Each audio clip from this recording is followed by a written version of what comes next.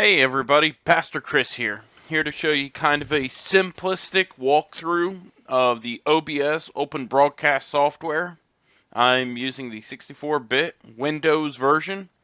It is basically the same as the Mac. Really, there's not many differences other than the looks and probably just the keyboard shortcuts, but we're not going to go through those. We're just going to go through the very basics of how to use this and set it up.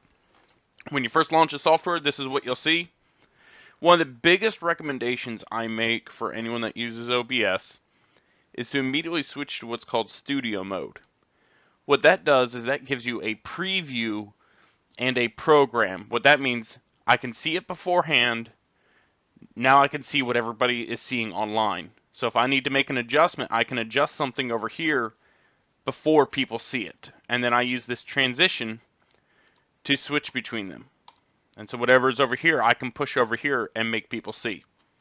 The way we do that is using scenes. So we only have one scene and nothing on it.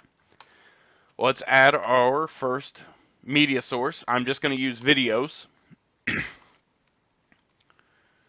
And so let's go with Arctic Fox Has a Case of the Giggles. Okay, so now if I were to transition that live, suddenly you can see that. Now you can see how I can make adjustments here to push that live. So let's kick that over. That's what I want people to see. Now that's set up. But let's say that's not what I want them seeing the entire time. So we're going to create another scene. We can create this and call it German Shepherd Puppies, because that's what we're going to use. Now we're going to add a new source, another media source. Okay.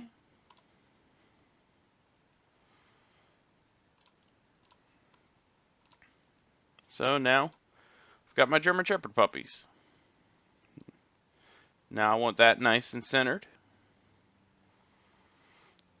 And that looks about right. So if I needed to go back to my first laughing fox, I can kick to it. Now you'll notice it automatically drops to the next scene under it. And I can swap between them.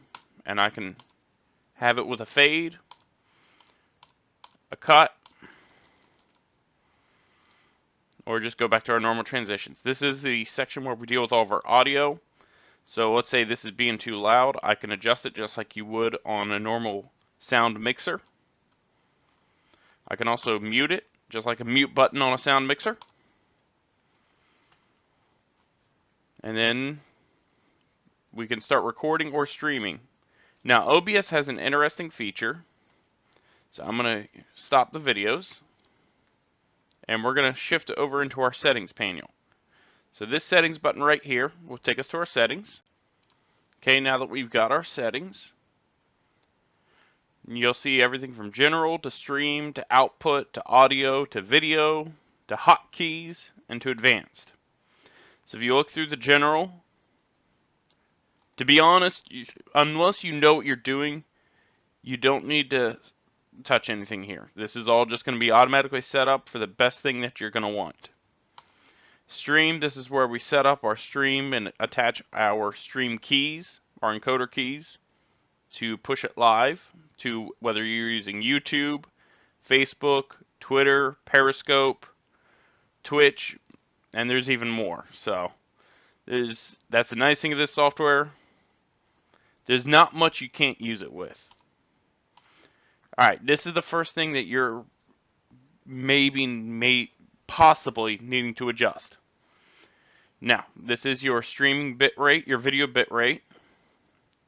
Now, YouTube specifically always wants 4500 kbps or kilobytes, I think. I may not be saying that right.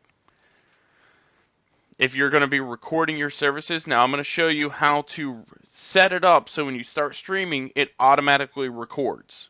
But we'll get to that. So, our recording quality, same as the stream, high quality. Now with the format, leave it MKV. And the reason we say that is it's designed so if something were to happen, if your church were to lose power, you're not going to lose the files. MKV is specially designed that if it suddenly stops and power drops in your church, you're going to have your service recorded up to the very second the power dropped. That is the nice thing and the amazing thing of the MKV file format. You'll be able to go back and save those. So now that we've got our MKV, this is if you need to know where it's going to record.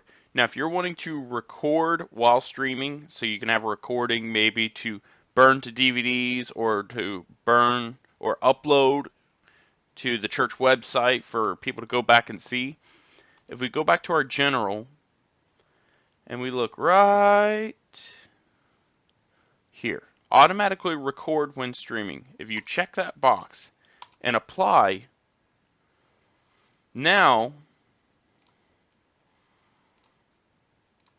when I start streaming, you'll see both light up.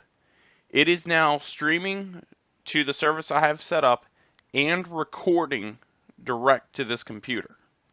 So when I stop, I am going to have a file in the exact location that it showed that I can manipulate, trim, if I need to put a special intro, outro, so that I can upload it to everywhere, whether it be Facebook, YouTube, Vimeo, our church website.